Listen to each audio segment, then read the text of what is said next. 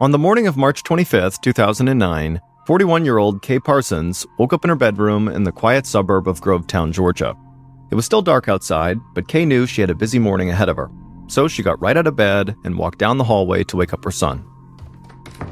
When she went into his room, her son, who was 12 years old, immediately began complaining that he didn't want to wake up yet, but Kay just flipped on his lights and said, "Come on, you gotta get ready for school." Once Kay saw her son actually climb out of bed and begin to get dressed, she rushed downstairs and poured him a bowl of cereal and left it on the table, and then called up to him and said, "Come on, come down, eat your breakfast." And then Kay rushed right back upstairs into her bedroom to get dressed. Now, normally, Kay had help with the morning routine from her husband, David. But David was in Los Angeles on business. David was a career military man who had become a successful civilian contractor after retirement, which meant David worked for the military, but he was not actually a member of the military. And generally speaking, civilian contractors with the military make a lot of money.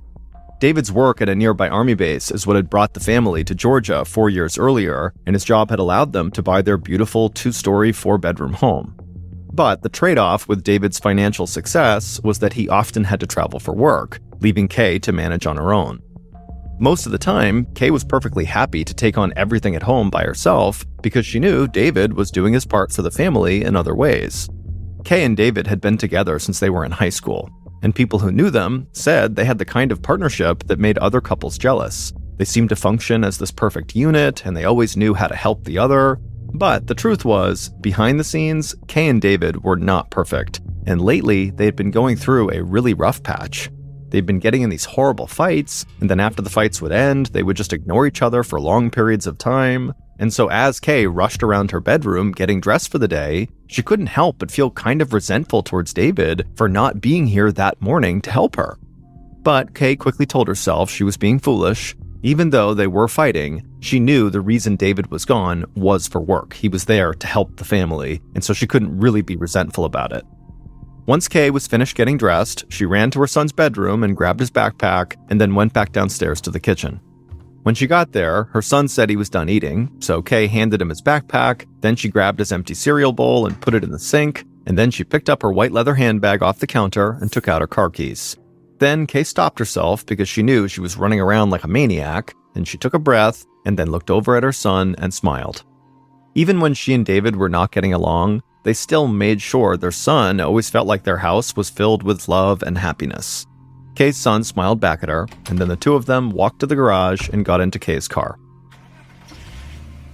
Kay pulled out of the garage onto Hot Springs Drive, her quiet neighborhood street. And as she did, she looked over at the house next door, another beautiful brick home, strikingly similar to her own. And in many ways, Kay and her family's lives in Grovetown were directly connected with that house next door. On the day that Kay, David, and their son had moved in, their next-door neighbors, Becky and Tony Sears, and their 5 kids, had dropped by with food to welcome them to their new home. From then on, the two households became inseparable. The adults played tennis together, one of the Sears boys was on the same baseball team as Kay's son, and the two families had vacationed together. Becky even got Kay a job at Healing Hands, the physical therapy clinic where she worked. And not long after Kay and Becky had begun working together, they joined Weight Watchers together. And Kay gave Becky a lot of credit for helping her meet her weight loss goals. Every day, Becky wanted to compare weights and discuss who had lost the most. It made Kay anxious, but she had to admit, peer pressure worked. But in recent weeks, Kay had been so caught up in the problems she was having with her husband that she really hadn't even spoken to Becky. And as Kay drove past Becky's house that morning, she wished she could go back in time to when everything had seemed so perfect. After Kay dropped her son off at school, she went to a McDonald's drive-thru. Even though Kay was a part of Weight Watchers and was trying to lose weight, when she was really stressed out or rushed, she often treated herself to fast food. Kay quickly ate her McDonald's breakfast in the car as she drove back home. She was in a hurry because her handyman, Mitch Cozart, would be arriving at her house soon. Mitch was coming by to repair the back door. But as Kay drove, she was thinking about other projects she might ask him to take care of while he was already at the house. And Kay was still lost in her own thoughts about what she was going to ask him to do when she pulled back into her 2-car garage at around 7:15 a.m. Kay got out of her car and walked into the house carrying a half-finished cup of McDonald's coffee and an empty fast food bag. and within seconds of stepping foot inside of her house, Kay heard a loud crashing sound in the kitchen. It sounded like something breaking. Kay had no idea how anything could be falling in her kitchen, and so she quickly rushed around the corner to see what was going on. But what she saw in the kitchen was the last thing she expected. At 8:30 a.m., Kay's handyman, Mitch, walked onto Kay's front porch and rang the doorbell. He knew Kay was expecting him, so he was surprised when no one answered the door. After a few moments, Mitch pulled out his flip phone and called Kay, but Kay didn't pick up. Mitch peeked in the windows of the home, but he couldn't see anyone inside the house, so he walked around to the back. He was there to fix the elegant French doors that were in the back of the house, and so he figured he could at least take a look at the job while he was waiting for Kay. But when Mitch came around the corner of the house and actually saw these French doors, he froze, because one of the panes of glass in the French doors was completely shattered and the French door was open. He called out for Kay from the outside, but no one answered.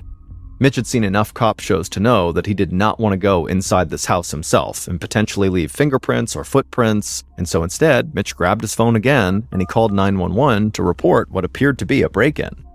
But as Mitch was talking to the 911 operator, he noticed this young man with black hair sitting on the other side of the road on this rock, just staring at Mitch.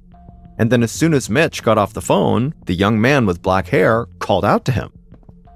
Mitch walked across the street towards him, and as he did, he could see the young man looked pretty shaken up. When Mitch finally reached the young man, he told Mitch his name was Michael Bowers, and he lived next door to Kay, and he was actually Kay's friend Becky's oldest son, who was from a previous marriage. Mitch asked Michael if he was okay, but Michael said no. He said he'd overheard Mitch's phone calls to 911, so he knew that Kay's house had been broken into, and he told Mitch that his own house had been broken into as well.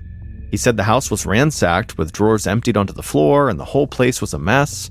Michael said he had just called his mother at work to let her know. At this point, Mitch was very worried, and he told Michael to stay right where he was and to not go back inside of his house because whoever had broken in might still be there. Then Mitch went back across the street to his truck and he pulled out the gun he kept in the glove compartment just in case. Then he went back across the street and waited with Michael for the police to arrive.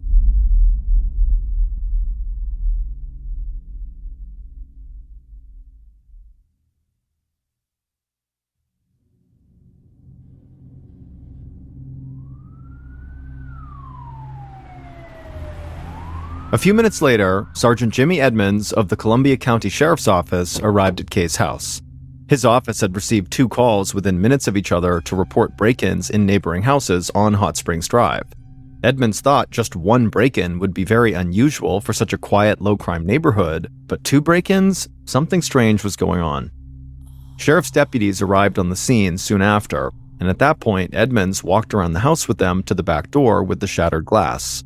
But before Edmunds even went inside the house, he saw an ominous sign. He could clearly see blood on the kitchen floor. Edmunds turned back around and looked at the deputies and made sure they saw the blood too, and they nodded, and then Edmunds led them into the house.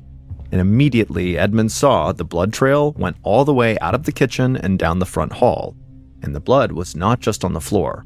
There was also blood spattered all over the walls too. As Edmunds followed this grotesque blood trail all through the house, he passed by a spilled McDonald's coffee and a crumpled McDonald's bag and a white handbag on the floor. Then he saw a bloody handprint on the wall right beside the door to the garage, and he opened up the door. And there, lying beside her car in a big pool of blood, was Kay Parsons. Edmunds quickly rushed over and crouched down beside Kay and placed his fingers on the inside of her wrist, and amazingly, he found a pulse. Kay was alive, so Edmunds shouted for one of the deputies to call an ambulance. As Edmunds stayed crouched down with Kay, telling her over and over again that help was on the way, Edmunds just could not believe the amount of blood he was seeing, not just all over the house, but on Kay, on her face, her arms, her clothes. He had been investigating violent crime for years, but he'd never seen someone beaten as badly as Kay Parsons was. There was a bloody aluminum baseball bat lying beside Kay, and Edmunds was reasonably sure it had been used to bludgeon her. And then Edmunds also noticed there was a second weapon underneath the car, a bloody claw hammer.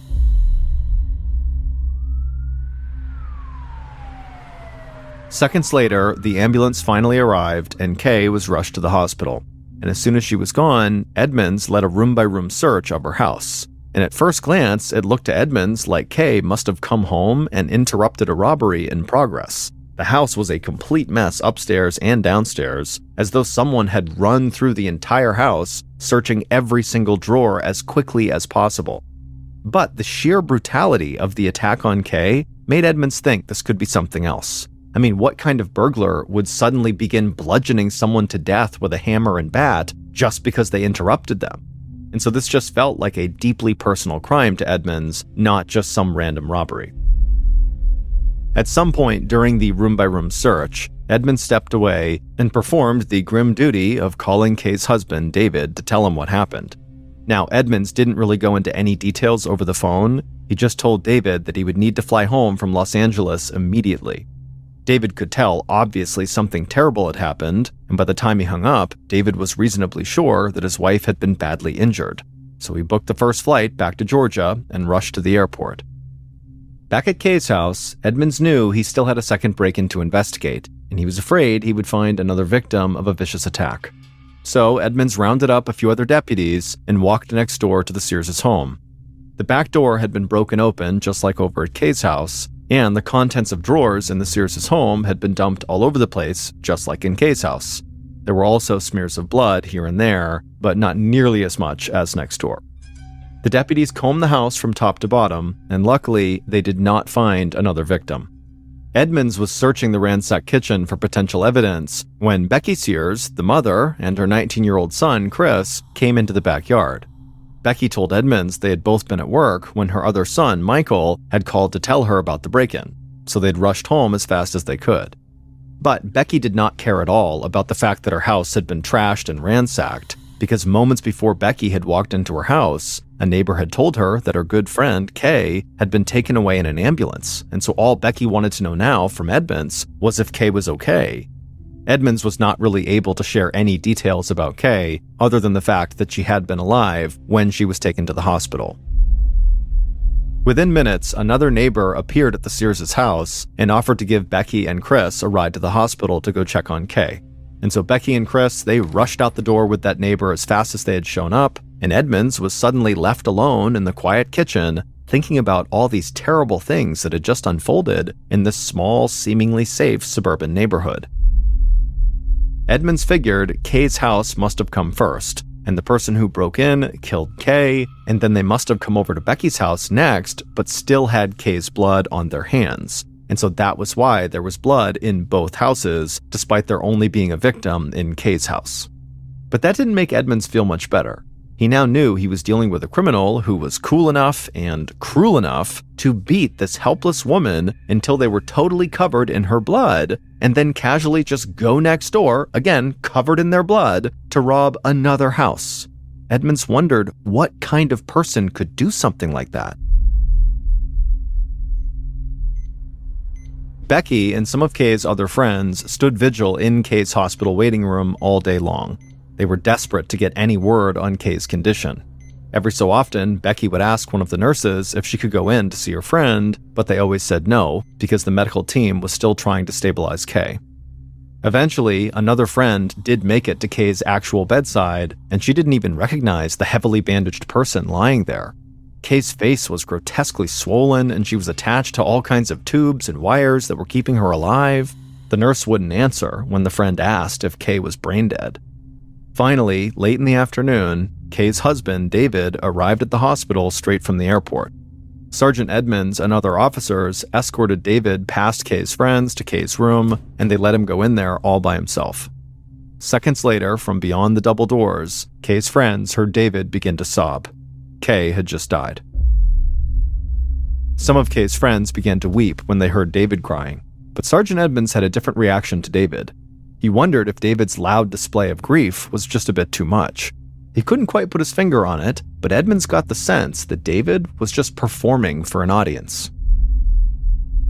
While Edmunds was at the hospital, members of his investigative team had gone door to door all throughout Kay's neighborhood to try to get more information about what happened. But unfortunately, so far, they'd come up with nothing. Nobody in the neighborhood had heard or seen anything unusual between 7 and 8:30 a.m. that morning. So after Edmunds got back to the sheriff's department, he decided he would just bring in all of the people who had been at the crime scene one by one. And he started with Kay's handyman, Mitch. Once Mitch arrived at the station, Edmunds and Mitch would sit down across from each other in a small interview room. And Edmunds watched Mitch right away fight back tears as he recounted showing up at Kay's house and finding the smashed glass in the back door. Edmunds was initially skeptical of Mitch's story. After all, this guy had just happened to show up at the house right after Kay had been attacked. But Mitch would show Edmunds some emails that made it clear Kay really had been expecting him at her house at 8:30 a.m. that morning. And when Edmunds had searched Kay's house earlier, he hadn't seen any sign that Mitch ever went inside. So for the time, Edmunds decided Mitch was not a major suspect. But just when Edmunds was starting to think Mitch would have nothing useful to offer, Mitch began talking about the young man with black hair who was sitting on the other side of the street who had overheard his 911 call. The young man had told Mitch that his name was Michael and that he was Becky's oldest son. The mention of Michael made Edmunds' mind start racing. He had learned through his initial investigation that Becky's oldest son had a history of drug problems. The 22-year-old had once been a heroin addict. And Edmunds wanted to know why Michael was sitting across the street from Kay's house, which was now a murder scene, instead of in front of his own house, which had just been looted. Because remember, Michael didn't know what was going on in Kay's house until he overheard Mitch talk about Kay's house being robbed. And so Edmunds couldn't help but wonder if maybe Michael had tried to rob Kay's house to pay for his drug habit, but then Kay surprised him by coming home. She would have known Michael's face very well, and so maybe he decided to kill her so she wouldn't be able to identify him. Edmunds thanked Mitch for his help and ultimately let him go. Then he summoned Michael to the station. When Michael arrived, Edmunds led him into the small interrogation room, and the two sat down on opposite sides of a table. Michael was quiet and very polite, and as he sat there, he absently ran his hands through his dark black hair. Edmunds was very blunt, and he asked Michael if he was still using drugs. Michael admitted that he was. He said he was still fighting his heroin addiction, and in fact, that day, he had used methadone to try to curb his heroin cravings. Methadone is a medication that's often used to help people reduce or stop their use of heroin or other opiates. And so because Edmunds had wondered if Michael went to Kay's house to rob her to pay for drugs, Edmunds began to zero in on where Michael had been before the handyman Mitch had discovered the break-in at Kay's house. Michael stayed calm and polite. He claimed that his mother had dropped him off at 7 a.m. for a house painting job. But when Edmunds pressed Michael for details about this job, Michael's story fell apart. He couldn't say who he was working for or even where the job was. Now, Michael was starting to shift around in his seat uncomfortably. So Edmunds asked him again where he had been when Kay was attacked. Michael admitted he had been lying about the house painting job, but only because he didn't want his mother to know he was unemployed. He said he had really been watching TV at a friend's house. Edmunds was very annoyed that Michael had just lied to him, so he got up and walked out of the room. And Edmunds would keep Michael in that interrogation room for 3 more hours while he decided what to do with him. And in the end, Edmunds and his team, despite their suspicions, knew they really had no evidence linking Michael directly to this crime, so they couldn't just hold him indefinitely. But just before Edmunds was about to turn Michael loose, on a hunch, he asked Michael if he could look at the bottom of his sneakers. And when Michael showed him, Edmunds saw that wedged into one of the treads of one of his shoes was a gleaming shard of glass. When Edmunds asked Michael where the glass came from, Michael had no explanation. And so, as Michael walked out the door of the sheriff's office, he didn't know it, but he had just become Sergeant Edmunds' primary suspect. Not long after Michael left the sheriff's office, his 19-year-old brother, Chris, arrived for his interview. Chris was everything that Michael was not. He had a job, he had his own house, he had respectable friends, and he was so nervous when he sat down for his interview that Edmunds had to keep reassuring him that he was not actually in trouble yet. Chris said that he had gotten up that morning at about 7 a.m. He'd barely had enough time to brush his teeth before his mother, Becky, pulled up to his house. He had agreed to go work with Becky that day at the physical therapy clinic where she was the office manager. Chris was going to help out with several odd jobs around the building, but when his brother Michael had called about the break-in, Chris and his mom had left the clinic right away. Then, Edmunds got Chris talking about his brother Michael, and the conversation soon turned to Michael's drug habit. Chris confirmed that his brother was taking methadone again and struggling with his heroin addiction, and he was hanging with a very bad crowd. At this, Edmunds immediately grabbed a sheet of paper and a pen, and he asked Chris to tell him the names of the people Michael was spending his time with, who in theory might commit the kind of violent crime he was investigating. Chris looked at him and he said, "You might need a larger piece of paper." By midday on March 26th, so 24 hours after Kay had been discovered, Sergeant Edmunds was totally exhausted because basically he hadn't slept for the last 24 hours. But he knew he had a killer loose in his town, so he had no choice but to press on. And the more he found out, the more he suspected Kay's neighbor, Michael. First, Edmunds talked to the friend who Michael said he was with at the time of the murder. In a recorded conversation at the sheriff's office, Michael's friend emphatically said that he and Michael really had been watching TV together when Kay was attacked. But the friend offered to take a polygraph test right then and there, and he failed. Then, later in the afternoon, Edmunds called the owner of the physical therapy clinic where Kay's friend Becky worked, and the owner told Edmunds that Becky's son, Michael, had once stolen a company checkbook and written about $800 in bad checks before he was caught. The owner said he had agreed not to call the police after Becky had promised him that her son Michael would never step foot in the clinic again. But Edmunds still wondered whether the seemingly very laid-back and low-key Michael really had it in him to commit such a totally violent crime on this woman who seemed totally defenseless. But the evidence really was increasingly against Michael. The murder was looking more and more like a robbery gone wrong, either committed by Michael or one of his friends, and very likely just to get money for drugs. That evening, Michael and Chris's mother, Becky, was leaving work at the physical therapy clinic, and as she was walking down a dark walkway towards the parking lot, she thought she heard something in the bushes behind her. Becky turned around to see what the noise was, and she was totally startled to see a man wearing black clothes with a white baseball cap standing there in the bushes. Becky froze, and the man just started shouting at her that he wanted his money. Becky said she had no idea what he was talking about, but the man clearly was not playing around because he raised a gun and started waving it right in Becky's face. But Becky really didn't know anything about any money and so kept saying, I don't know. Finally, the man seemed to have enough and he lowered the gun from Becky's face to her left leg and he fired it right into her left shin. The bullet glanced off the bone and grazed Becky's right ankle. She felt a sharp pain rushing through both her legs and she collapsed to the ground. As Becky lay there stunned and bleeding, staring up, waiting to get shot again, the man actually lowered the gun and said next time he was going to shoot her right in the face. Then the man just turned and ran off into the darkness. Becky, who was totally in shock and had no idea what was going on, still managed to grab her phone in her pocket and she called 911. After an ambulance arrived and took Becky to the hospital, sheriff's deputies searched the nearby woods for the shooter. They didn't find him, but all of them assumed one thing. This attack was not random. This shooting had to be connected to the break-ins on Hot Springs Drive and to Kay's murder. Becky was resting comfortably in her hospital bed when Sergeant Edmunds arrived to speak with her. Becky seemed perfectly fine to talk about what happened, and she would give Sergeant Edmunds a very detailed account of her attack. But when Edmunds asked her if there was any way her son Michael could have had something to do with this shooting, she was very quick to reject it.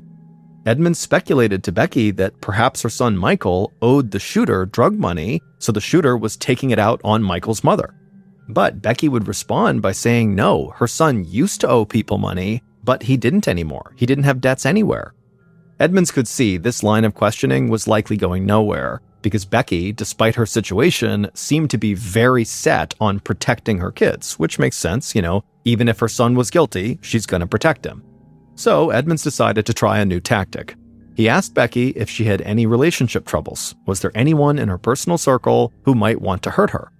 Becky didn't answer. She turned away from Edmunds and just kind of stared off into the distance. Then, without looking at him, she told him that she had a terrible secret that she had to get off her chest. Then, Becky told Edmunds she had cheated on her husband. She said her husband was a truck driver, which meant he was away a lot, and during his absences, she had turned to another man for comfort. But she insisted the affair was over and that she and her husband were working out their issues now. Edmunds had a lot more questions, but right at that moment, nurses began coming in and out of Becky's room to check on her. So for the time being, Edmunds just kind of let the topic slide without even finding out who this other man was who Becky had been romantically involved with. The next morning, March 27th, Edmunds was hoping that his third cup of coffee might finally wake him up. His investigation was only a few days in, but Edmunds had been going nonstop. Just then, Sergeant Edmunds' phone rang, and so he picked it up, and before he could even call out a greeting, the person who was calling him said they had information about Kay's murder that he needed to hear. Edmunds asked who the caller was, but they would only say they were close to Becky and her family. Then the caller said they knew who Becky was having an affair with. It was Kay's husband, David. The caller said the neighbors, Becky and David, had been having the affair for 6 months before the murder, writing love letters back and forth and hooking up all over town. Becky wanted both of them to leave their spouses so they could be together, but David was worried that he would lose custody of his son if he split from his wife.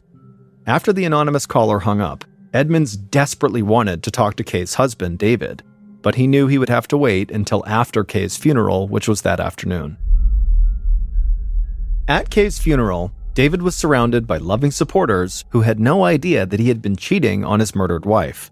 But one of Kay's closest friends couldn't shake the feeling that David was acting strangely for a man at his wife's funeral. When she had given David a hug, he told her that he was sorry and that he never wanted this to happen. The friend didn't understand what that meant, but she didn't think it was the right time to ask. At the end of the service, David, Becky, and all of Kay's loved ones looked on with sorrowful expressions as 6 pallbearers carried Kay's casket out of the church. Then the pallbearers put the casket into a hearse for the trip to the cemetery. David walked with his son to a waiting car that would follow the hearse, but Sergeant Edmunds approached and stopped them. Edmunds took David by the arm and quietly told him that they needed to talk right away. He said he understood that the family was obviously grieving, but really this couldn't wait. Edmunds asked David to come to the station right after Kay was interred. That evening, David looked emotionally raw and weary when he sat down across from Edmunds in the small interrogation room at the sheriff's station. Edmunds then told David point blank that he was in serious trouble and that he would not be doing his son or his family any good if he lied right now to the police and ended up going to jail. David seemed to know what this was about, and he nodded in agreement. Then Edmunds asked him about the affair with Becky, and David definitely saw this coming because right away he just began confessing. David said his affair with Becky had started about 6 months earlier when she had flirted with him on the tennis court. They had been playing doubles against Becky's husband and Kay when Becky had made a bad shot.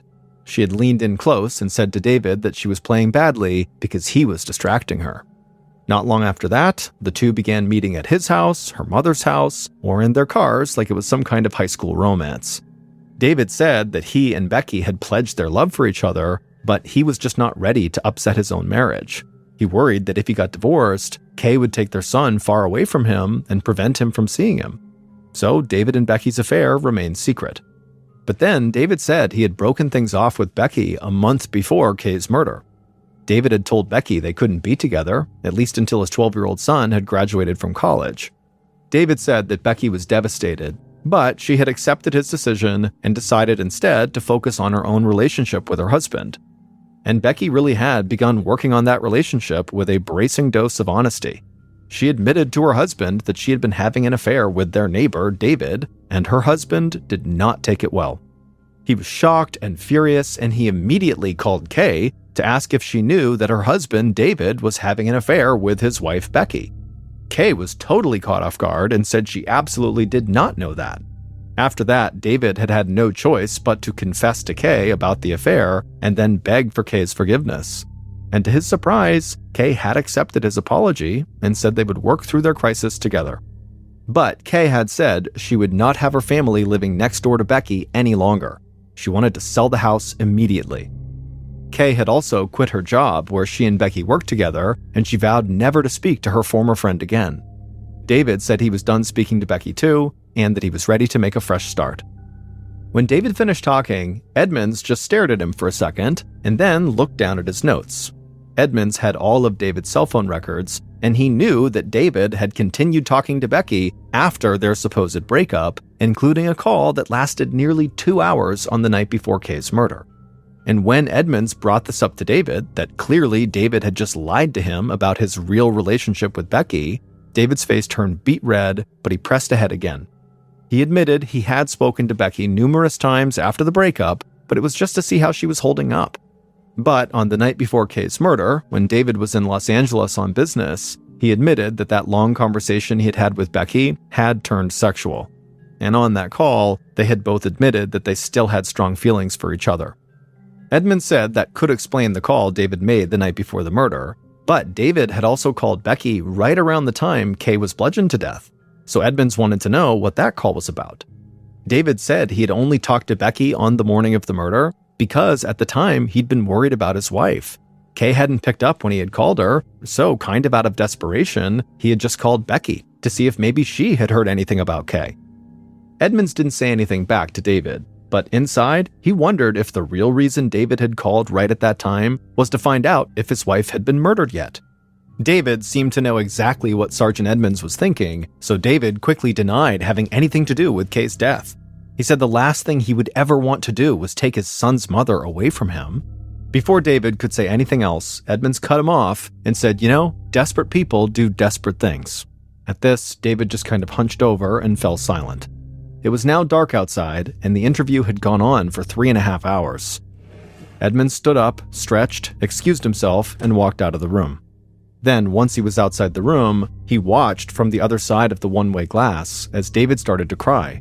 And as he cried, all they could hear David saying to himself was, "Everyone is going to blame me." Edmunds knew David had been in Los Angeles at the time of Kay's murder. But after this meeting with David, he thought David could have been involved in some way. After all, David's wife was murdered, and the woman he'd been having an affair with was in the hospital from a gunshot wound. Later that evening, Edmunds was at his desk when he received a very strange call from an inmate at the county jail. The inmate said he knew who killed Kay Parsons. Edmunds asked why he should trust a guy who was in jail at the time when Kay had died, so how could he possibly know the truth? And the inmate just said Edmunds really needed to trust him because before he ended up in jail, Kay's killer had asked him to help with this murder. Edmunds was reasonably convinced that this guy had real information, but the inmate made it clear to Edmunds that he wanted to give him the information in person. So Edmunds hung up and he immediately headed to the jail. And Edmunds was waiting inside of an interview room when guards escorted in a middle-aged man dressed in pink jail sweats and flip-flops. The inmate did not hold anything back when he spoke to Edmunds, and by the time Edmunds left the county jail, he had multiple new leads to follow up on. And within days, those leads would pay off, and the police would finally figure out who had killed Kay.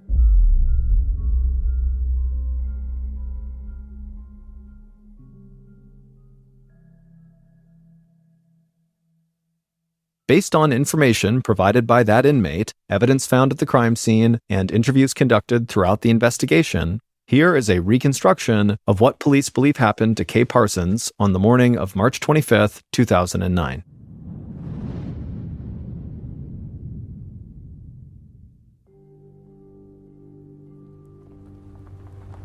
At around 7:15 a.m., the killer saw Kay's car driving down the street towards her house. So the killer quickly darted around to the back of Kay's house to those French doors.